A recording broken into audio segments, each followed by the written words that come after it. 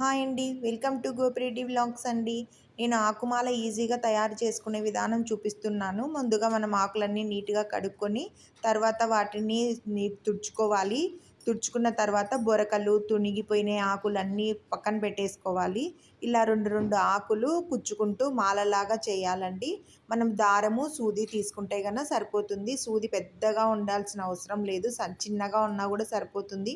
కాకపోతే మనం తెగిపోయే దారం వేయకుండా ఉంటే స్వామివారికి వేసినప్పుడు బాగా కనిపిస్తూ ఉంటుంది. తెగిపోకోకుండా మనం పతలాన్ దారం వేసుకుంటే గన స్వామికి తెగిపోతుంది.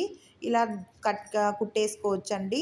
54 ఆకులు 2 పెడితే 108 ఆకులు అవుతాయి. లేదు మాకు చిన్న స్వామి ఉన్నాడు, పెద్దగా విగ్రహం లేదు అనుకున్న వాళ్ళు స్వామి ఎంత పొడవు ఉంటుందో మీ అందరికీ రోజు వెళ్తుంటారు కాబట్టి అర్థమవుతుంది.